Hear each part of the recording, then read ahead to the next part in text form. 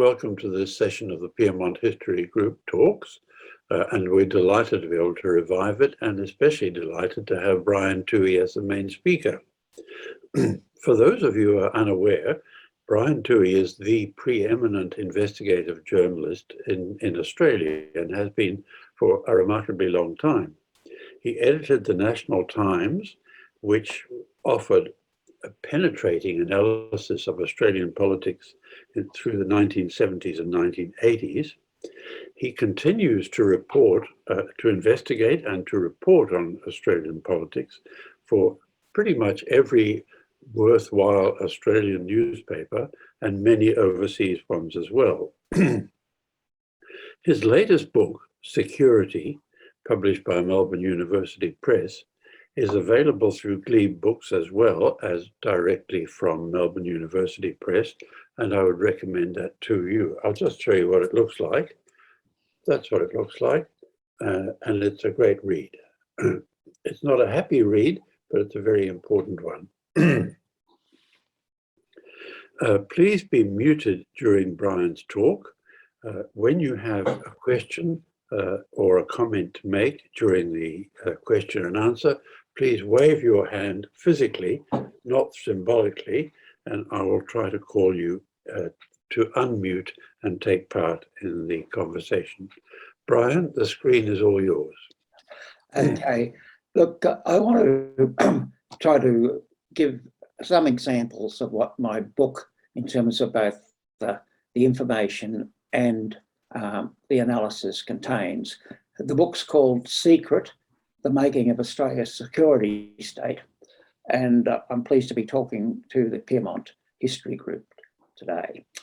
Now, I'll just start with the birth of ASIO, which occurred in 1949 and was justified at the time by a US code-breaking operation called Venona, which discovered that two Australian diplomats, Ian Milner and Jim Hall, had spied for the Soviet Union in 1945. That, of course, was when the Soviet Union was an ally of Australia. The stuff they sent from the British Cabinet Office's post-hostility planning staff was entirely fatuous. It saw India as still being a British colony in 1960. Now, Stalin didn't trust intelligence, and the KGB in Moscow kept telling its official in Canberra to stop sending so much rubbish. Nevertheless, one of ASIO's official historians, David Horner, said the documents, sorry,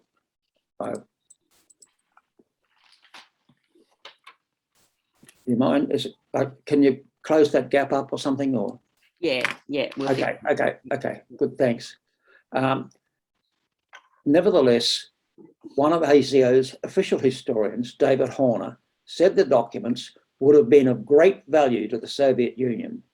Although ASIO was paying 1.7 million for the history, including research, Horner didn't bother to look up the British Cabinet Office documents, which were available in the British archives. My book sets out what they actually had to say and what was in there and how wrong or just useless they were. They are of no value to anyone, British or Russian.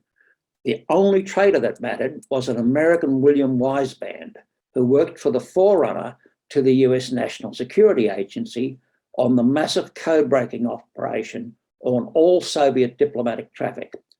In 1948, he told the Russians about Venona, this program, so that they changed their encryption across to the actual texts in their diplomatic system across to an unbreakable encryption system. When the NSA in 1980 said it had been the, quotes, most significant intelligence loss in US history, close quotes, that was not in any way supplied to ASIO or the Australians. Ignoring its own disaster, the US banned the supply of classified information to Australia in 1948 on the hollow grounds that it couldn't trust the Labor government, but it had trusted Wiseband, who worked for the KGB in America since 1934. To conceal his treachery from the American public, Weizmann was never put on trial, although what he did obviously was no secret to the Soviet Union.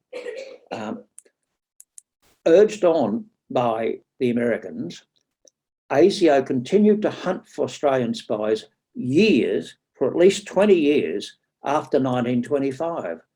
There were none, as was made embarrassingly plain by the 1954-55 Petrov Royal Commission. Although journalists still pretend the Royal Commission was a triumph, it discovered nothing. No spies were caught and charged. The KGB's Vladimir Petrov was a drunken buffoon who arrived in 1951. He rejected, I think quite sensibly, the tedious chore of recruiting any agents and knew nothing about the original spy ring. In 1950, the Menzies government established an overseas information gathering organisation called the Australian Secret Intelligence Service. It started off small and ineffectual and sometimes ludicrous. The Whitlam government established an inquiry into the intelligence services by Bob Hope, a New South Wales Supreme Court judge. Hope said, quotes, "ASIS exists to conduct espionage against foreign countries. In all cases, it is illegal in all cases. And the job of the clandestine services is to break those laws without being caught." I've always found it slightly odd the Supreme Court judge would so enthusiastically endorse the breaking of the law. No government has explained why ASIS should be allowed to break the law. It should be confined to simply gathering information, nothing more. And subsequent reviews have found that ASIS's reporting is often of a poor quality. Although many directors were cautious, some had a cavalier approach to risk-taking. After a new covert action directorate was established in 1983, a group of part-time trainees raided the Melbourne Sheraton Hotel without anyone bothering to tell the hotel or the police. The trainees were supposed to be rescuing someone held overseas. They ran around the hotel in garish party masks, armed with stolen submachine guns, automatic pistols, and hypodermic syringes. The hotel called the police, who somehow refrained from shooting them. The Victorian government, quite rightly, wanted to charge them, but couldn't because they were using false names, and the Hawke government wouldn't change this. Just to give you some idea of the thrill-seeking nature of these trainees, one of them published an article in the Canberra Times explaining how much she loved boarding a submarine from a Zodiac, how much she loves strapping her Browning .22 pistol onto the inside of her leg. And she also explained that she was told by a trainer to buy all imported underwear, so that would fool anyone searching her. It might have, and except for the fact that she had an Australian accent, and that might have been a bit of a giveaway. The greatest scandal occurred when the Foreign Minister, Alexander Downer, gave ASIS approval to bug Timor-Leste's cabinet offices in Dili in 2004. The operation had nothing to do with national security and everything to do with corporate espionage. Australia passed the product of the bugging onto an international petroleum company, Woodside, which wanted a bigger share of the natural gas resources situated between Australia and the impoverished new independent state of Timor-Leste. To support this tawdry act of robbery, the Howard government withdrew from the law of the sea's territorial dispute process. None of the amendments stopped subsequent Australian governments from criticising China by not always obeying that law. At least China didn't withdraw from any of these tribunals. After retiring, Downer took a consultancy role with Woodside, which apparently morally repulsed the ASIS technician in charge of the bugging. He obtained permission from the Inspector General of Intelligence and Security to see a lawyer, and he saw Bernard Clary, Kaleri, I should say, who recommended his client, later called only witness K, you couldn't call him by his real name, to take the issue to the International Court in The Hague. ASIO then raided both Kaleri's home and office and witness K's home, seeking documents about their commercial litigation. This was the equivalent of the Crown stealing its permanent, its opposition in a court case, legal briefs, while it was part of the action. And they got the main advice from overseas that was given to them as to how to run the case. That ended up in ASIO's hands. If ever the behaviour of two people in Australia has been in the national interest, this was it. The trial was largely held in secret, but the East Timor team won in The Hague because Australia had got an improper advantage in the negotiations because of the bugging. Far from being smart, the bugging ended up with Australia having to redraw the resource boundaries with East Timor to give the little island nation a fair go.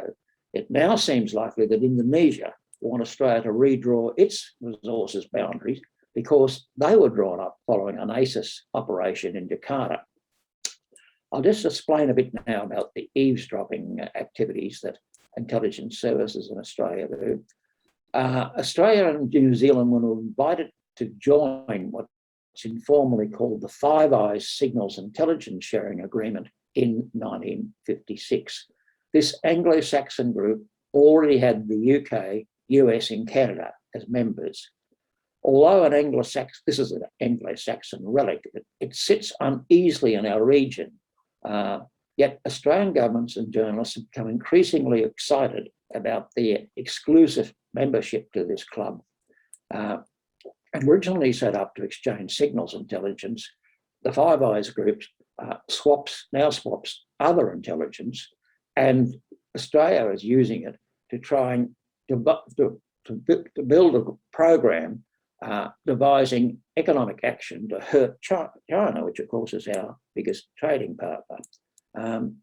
The NSA has exchanged partnerships with over 30 countries, giving it an extraordinarily extensive, I should say, coverage of the entire globe. Neither China nor Russia has anything like it. US bases in Australia at Alice Springs, Geraldton and Darwin gather an extraordinary amount of signals intelligence and radar signals, not just phone calls or emails or whatever. And what's happened there is that information, where it's relevant to warfighting, is fed into the US warfighting machinery. And that's particularly of use to them if they're planning a war with China. And it doesn't matter that he ends this treaty, and that means we're not supposed to engage in aggressive wars.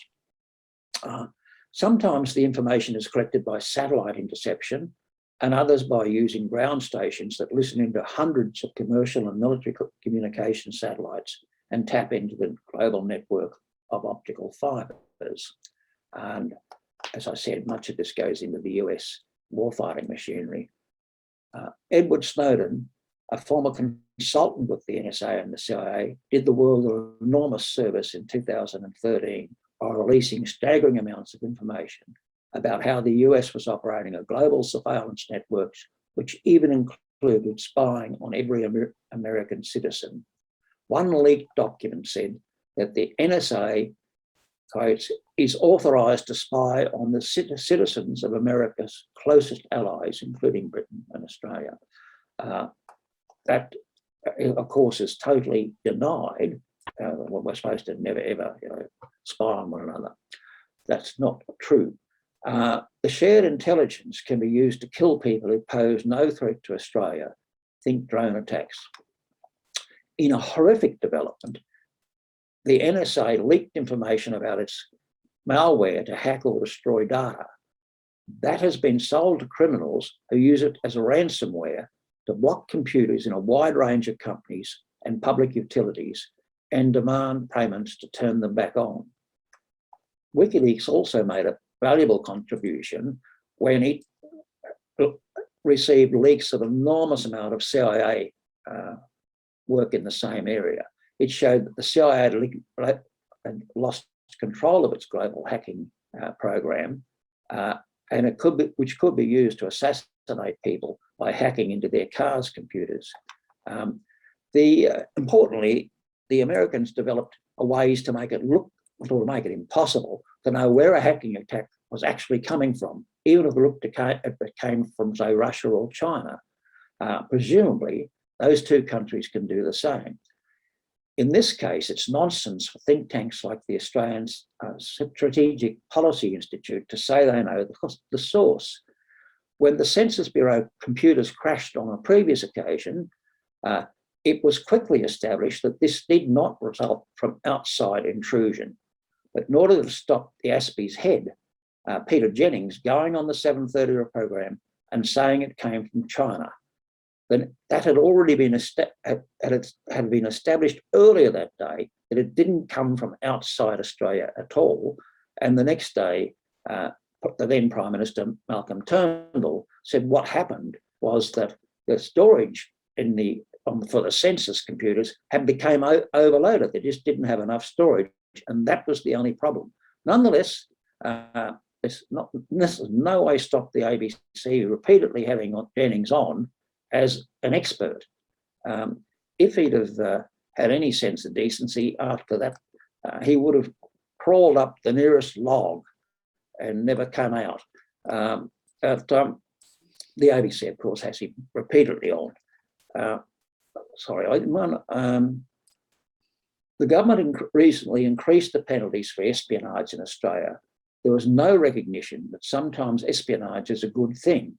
In one example, the presence of an East German spy in NATO headquarters in 1983 probably prevented a nuclear war. NATO was conducting a secret exercise called Able Archer, in which they were practicing a tactical nuclear attack on their counterparts in the Warsaw Pact. Fortunately, the spy in NATO got a message through to the Soviets saying it was just an exercise. Had an efficient counterintelligence service caught the spy in NATO, the result could have been catastrophic. This is one reason why giving ASIO more powers to catch spies isn't necessarily a good thing. Reassuringly, ASIO has never caught any Australian spying for any other country. Even if accurate, intelligence is not automatically valuable. After retiring as Prime Minister, Malcolm Fraser wrote that in the 7.5 years he was Prime Minister, he couldn't recall a single decision of government that was significantly influenced by signals intelligence. The Five Allies Club failed to give New Zealand any prior warning about the French Secret Service, 4 of them on their way to blow up the Greenpeace ship Rainbow Warrior in Auckland Harbour, in 1985. After the United States claimed that Russia was giving Vietnam and Laos a toxic chemical called yellow rain to harm their opponents, an Australian scientist in the Joint Intelligence Organisation, Rod Barton, showed that it was merely the result of swarms of bees defecating after eating pollen. The Americans complained bitterly to Fraser about this, and all Fraser said was he had full trust in his scientists in the GIO. The March 2003 invasion of Iraq stands out as the greatest intelligence failure in decades and provides another powerful reminder that intelligence can be used for deception. The supposedly terrifying weapons of mass destruction in Saddam's possession in 2003 didn't exist. Following the Iraqi debacle, Howard said the supply of US intelligence to Australia was priceless. Far from being priceless, the massive supply of garbage masquerading as intelligence caused enormous harm to the people of Iraq. If Britain was sharing its intelligence with Australia, Howard would have known that the head of the British Secret Intelligence Service, Richard Dearlove, told a meeting with Blair in 2002 that the, quotes, US intelligence and facts were being fixed around the policy to invade, close quotes. The secrecy surrounding intelligence services is creates one of its worst problems. Because the secret analysis is not subject to outside scrutiny, nonsense can prevail. In 1995, ASIO's Deputy Director, Gerard Walsh, made sensational claims that some people in Australia had been murdered as a result of irresponsible disclosure of intelligence secrets. Walsh, without checking, the media splashed on what Walsh had to say in the speech and an associated media briefing. After checking, the then Attorney General, Michael Lavache, rejected Walsh's claims as false. Walsh resigned. The Walsh incident raises the question of how many other glaring errors have been made by senior ASIO officials that never see the light of day. I now just want to move on to some disgraceful doctors. The book contains disturbing information about how two revered Australian medical scientists secretly supported biological and chemical weapons in defiance of their oath to do no harm. In 1947, the head of the Walter and Eliza Hall, I should say, Institute, McFarlane and Barnett, prepared a top secret report for the Defence Department advocating the use of biological chemical warfare to destroy tropical crops and starve Asian populations in a future war. In 2002, after the Age revealed Burnett's secret defence work, the institute he once headed publicly stated that it rejected the concept of or practice of any form of biological or chemical warfare. In the late 1950s, Melbourne University's Dean of Medicine, Sidney Sunderland, became a secret member. Became a secret member of the tops of the Defence R&D Policy Committee. He specialised in nerve pain. Archival records shown to me revealed that Sutherland, who was the Dean of Medicine for 18 years, wrote a top secret report that the then Defence Minister used for a 1963 Cabinet submission urging that Australia let the US test its most potent nerve agents, BX, on a large scale in Australia. The idea was to release it from low-flying jets in North Queensland. In a meeting involving Sutherland, the head of the US program, General Lloyd Valens, said the tests could not be conducted in the United States due to the dangers involved here. And he candidly acknowledged that VX would be used for offensive purposes. If they were successful, the intention was to kill large numbers of people in Vietnam. Some of Menzies' cabinet considered the tests repugnant. Despite intense pressure from the US in 1965, they refused to allow the tests. In May this year, I asked the Melbourne University to publicly acknowledge that Sunderland's secret advocacy of the development and testing of horrific chemical and biological weapons in Australia ran contrary to the values of the university at that time and subsequently. Unlike the Walter and Eliza Hall Institute, Melbourne University refused to give that acknowledgement. For those interested in the British tests, nuclear tests in Australia, I've got chapters on that, partly about the atmospheric tests which spread radioactive dust across Australia, and others which were wrongly called minor trials. They were far from minor. They spread minute particles of plutonium around the test site while designing triggers for British hydrogen bombs. The former Labor minister in the Whitlam government, Jim McClellan, did an outstanding job into what actually happened when he was made chair of a Royal Commission in the mid-1980s. Menzies made a former ANU head of physics, Ernest Titterson, the head of the safety committee for the tests. Titterson, who remained a British citizen, had worked on the British nuclear weapons program. McClellan said in his report, quotes, Titterton regarded himself as a member of the British team rather than the custodian of the safety of Australian citizens, and cited numerous examples of Titterton taking unilateral decisions to endorse high-risk options and in the process misled Australian governments and repeatedly acted as the de facto representative of British nuclear interests. If ASIO had done its job, it would have exposed Tillotson as a foreign agent who should have been jailed. My favourite quote from the transcript is an answer that a senior British official, Noah Pearce, gave when the counsel assisting the Royal Commission asked him, well, if the trials were only minor, why not hold them in Britain, in a remote part of Scotland? Pearce answered, I doubt the people owning the great estates in Scotland would look on that with much favour. They are interested in pheasants and deer in Scotland. Now, I'll move on to the ANZUS Treaty. The US was extremely reluctant to enter into this treaty and adamant it would not contain a security guarantee. Many Australians think it does. Many even fret at what would happen if we didn't have ANZUS. Well, the answer is nothing much could happen. After the US booted New Zealand out of ANZUS, it thrived.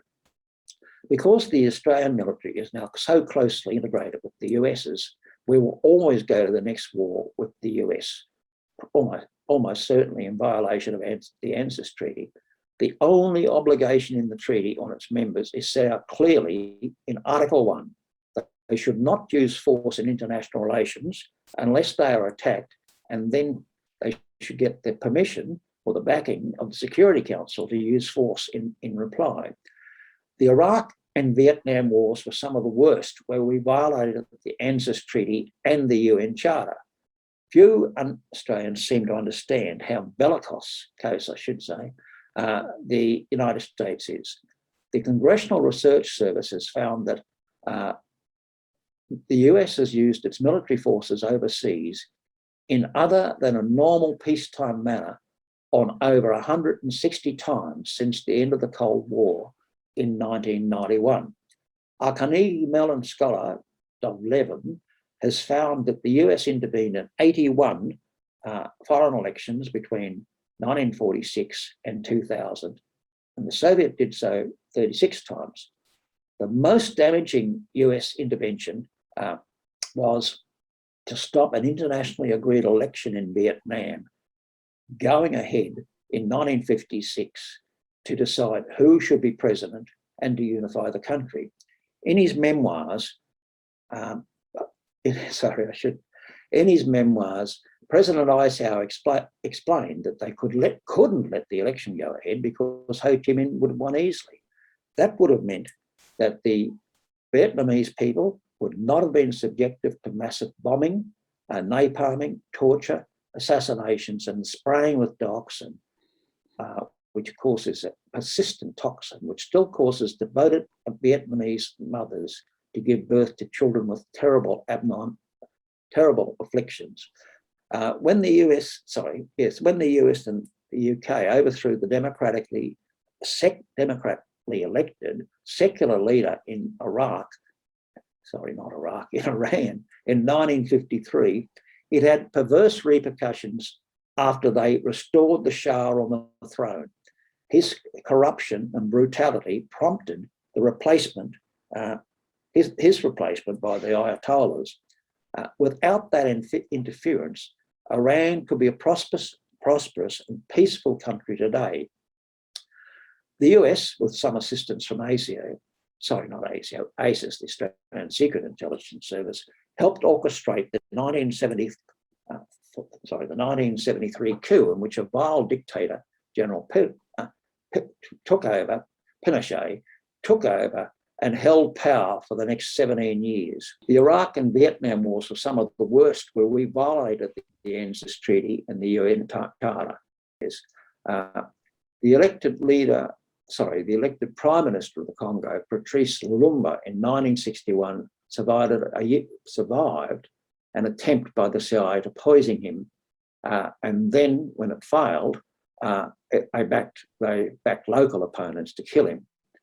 After Joseph Mobutu took control in 1965, he inflicted a horrific human toll while ruling until 1997 that ranks him as one of the worst monsters of the 20th century. The Voice of America has identified a further 17 countries that were subject to serious COVID interference from the US. In addition, the Assistant Secretary of State, Victoria Nuland, told Congress that the US had spent $100 million in trying to undermine Putin in 2014. Putin spent a piddling $2 million retaliating in the 2016 American presidential election, a point rarely acknowledged. Now, when thinking about ANZUS, it's remember, just going back a bit here, to remember that future US presidents will act in their own political interest and some vague definition of the national interest. In 1963, President Kennedy bluntly rejected calls from or requests by Robert Menzies to provide US troops on the ground to back Australian troops operating within Indonesian Borneo during the confrontation between Malaysia and Indonesia.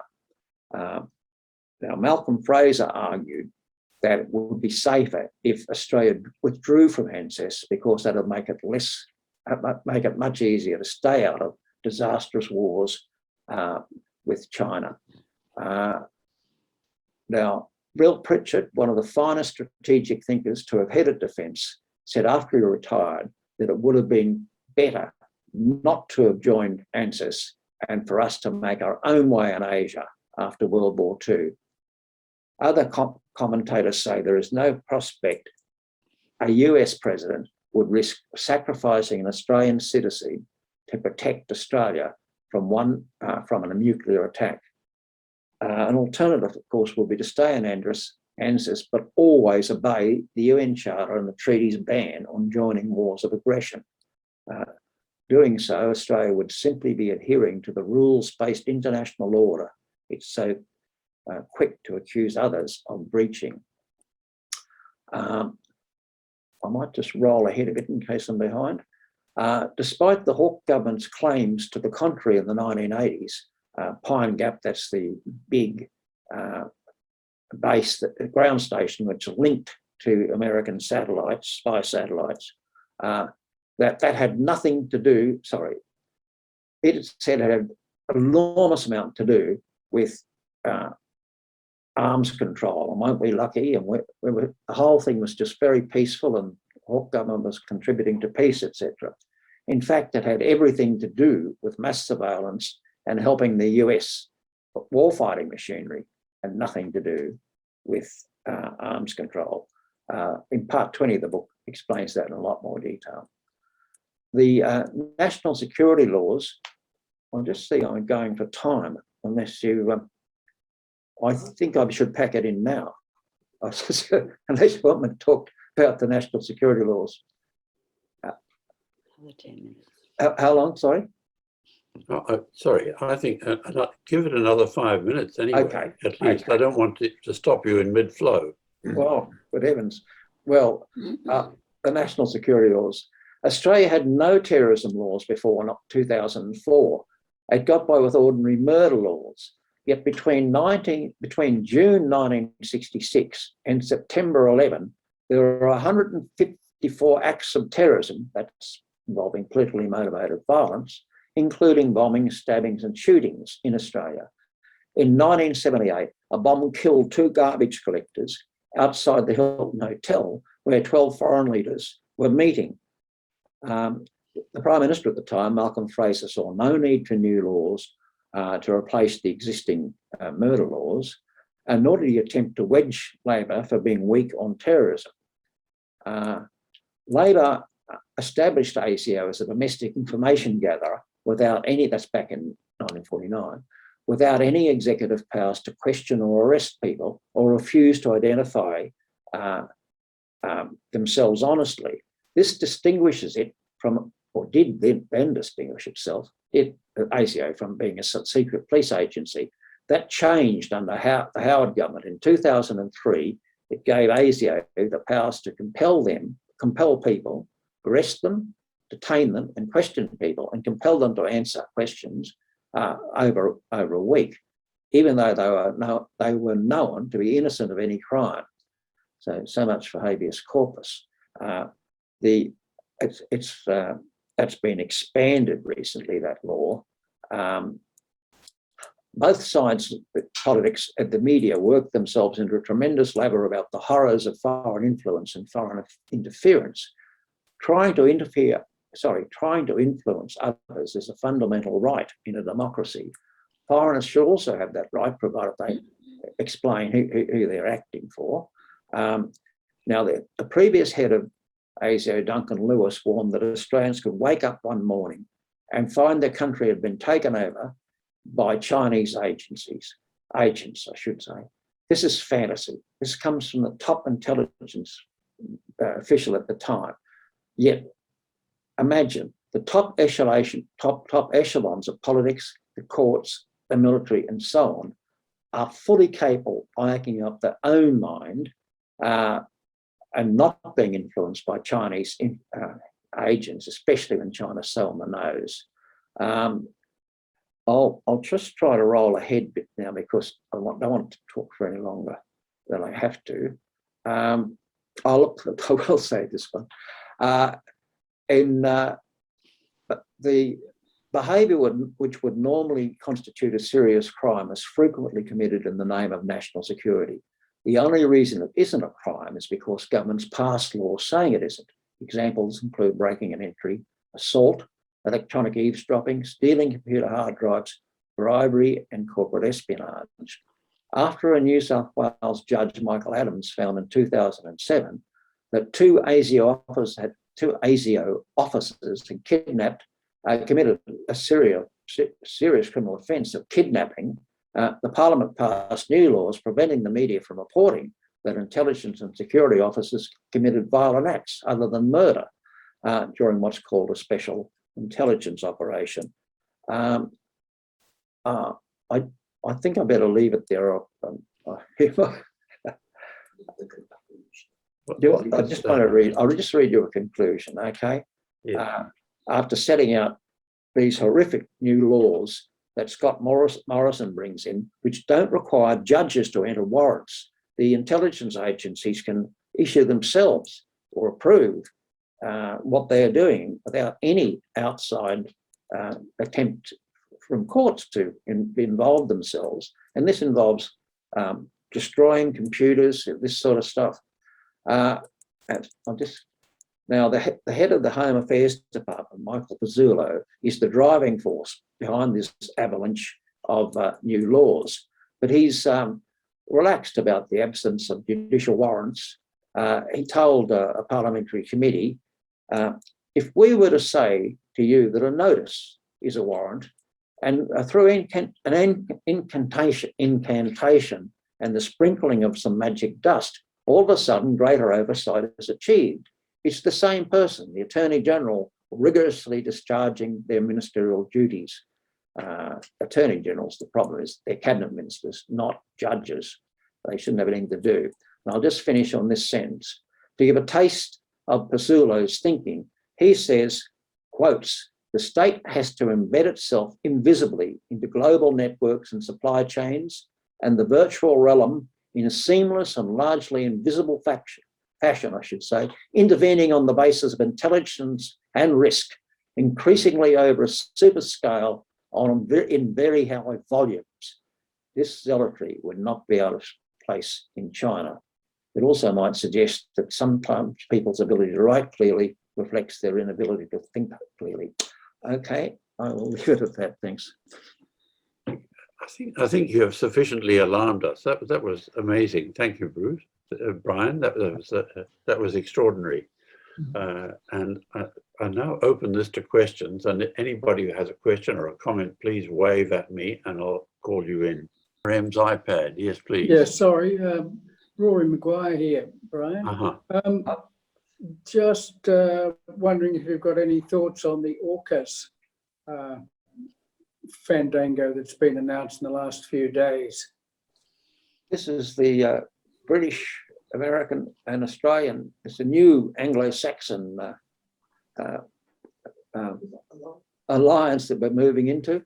I thought Britain, after its humiliation in the Suez and when it invaded Egypt, and was told by America to get out, I thought, and they promised they would never bother themselves anywhere east of Suez anymore. I thought that might be the end of them out here, but now the British bulldog in the shape of the Prime Minister is about to put lots of British assets out here and maybe supply us with nuclear submarines, or alternatively, Americans will do that. We don't. These treaties like this are supposed to be tabled in Parliament and discussed, and that hasn't happened. I find the thing incredibly dangerous.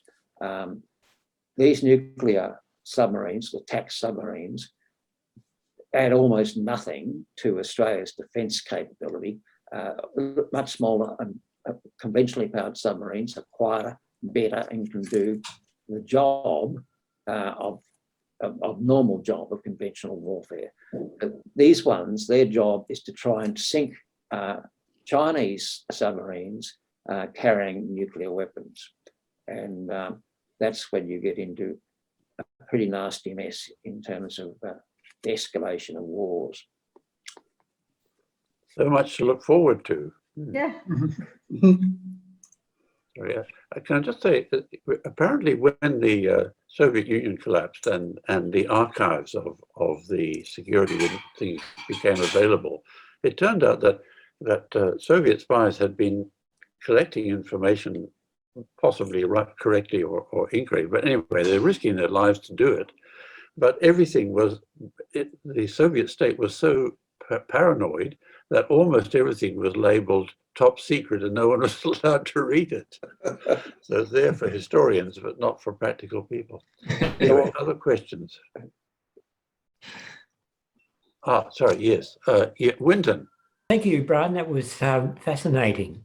I just had two questions to do with ASIO in the past. One was that it was obviously used for decades to spy on and harass left-wing people in Australia from the ALP and further left.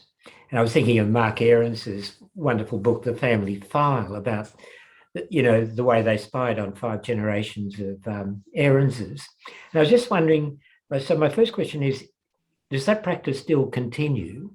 That it's sort of spying on opponents of Tory, the Tory parties and governments. So that's one question. The second one had to do with the Hilton bombing that you mentioned. Mm-hmm. And no one knows who did it. And the least likely candidate is the Hindu sect that was originally accused.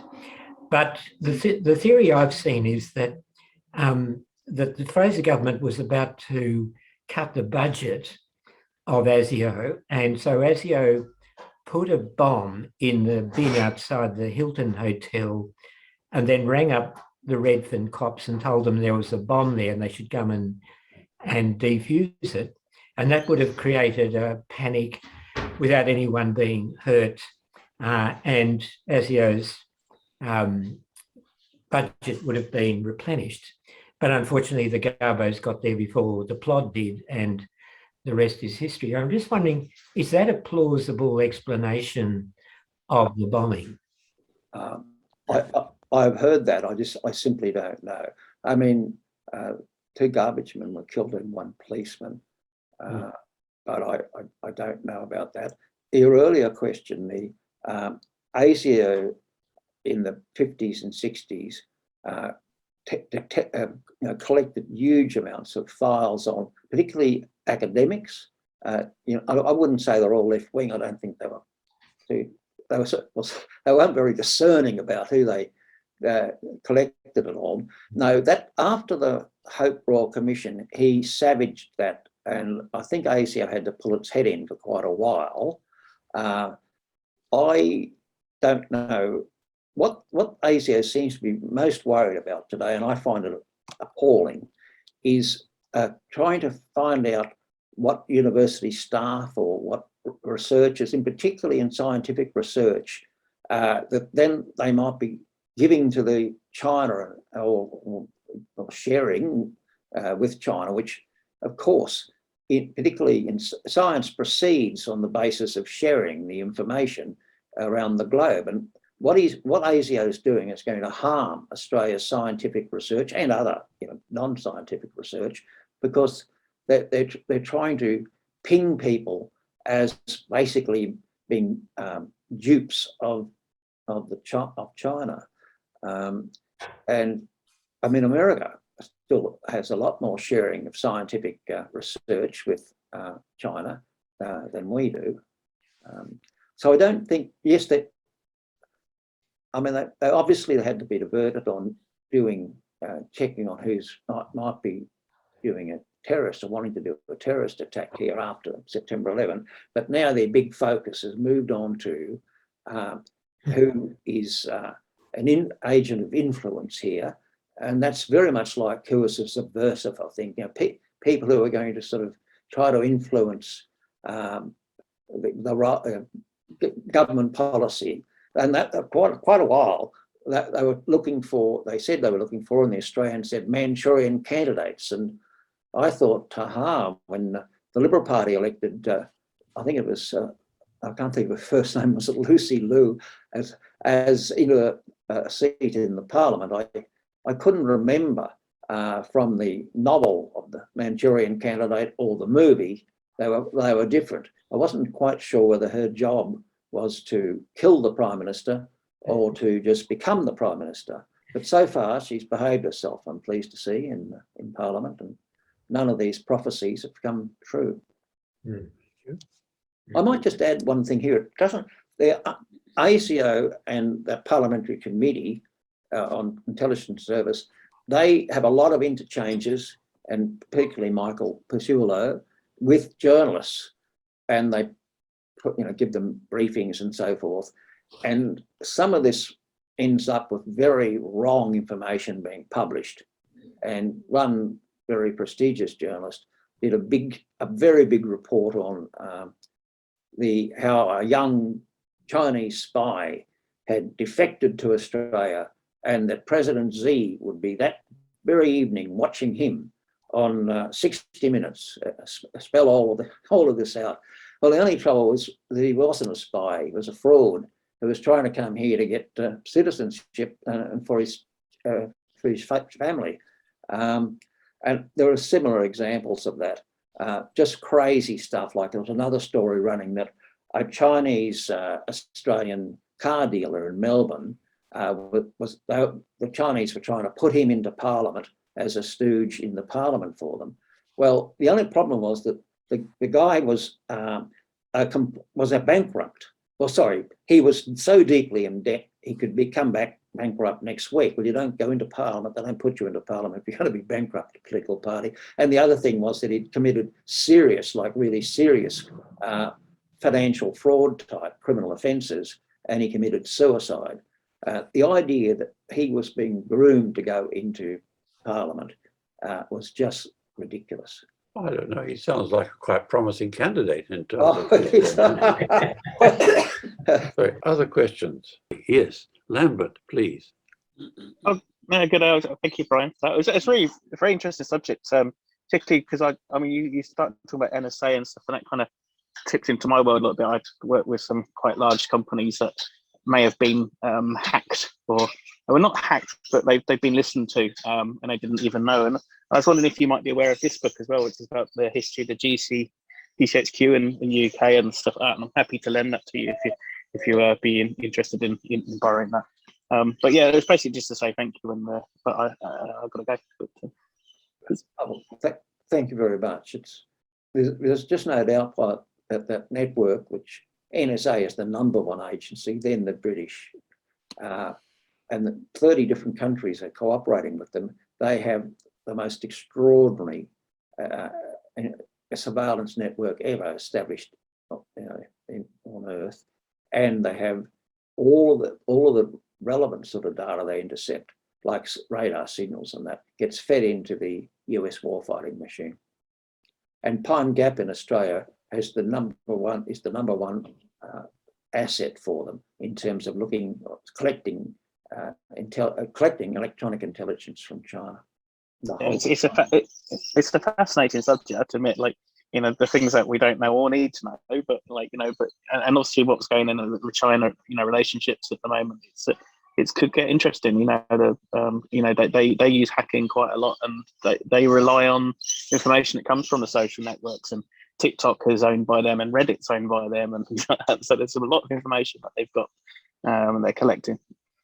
Yeah, I'm sure they can. I mean, but they can't match the whole network in which the NSA's got 30 different countries feeding information into it. But both Russia and China are very geographically bound or circumscribed by where they can pick up information from, intercept signals from, etc. Raises the question whether you can actually have a secret service which doesn't become corrupt. But that's too big a question for this evening. Sorry, other specific questions? Just a comment. Oh, you can buy the book on Melbourne University Press, has an EPUB download, $29.99. If you're registered with Melbourne University Press, you get 10% off. So thank you very much, Brian. You've now meant that for the next 24 hours I'll be doing nothing else but reading your book. $39.99 is a bargain. Glebe charges $40. $29.99. This is an ebook. Oh, sorry. Yeah. But yeah, I mean, I'll sacrifice the fact of not having a book on my bookshelf, which is overflowing, to read it this way. So thank you very much. That was fascinating. Well, not fascinating is the wrong word, isn't it? But you know what I mean.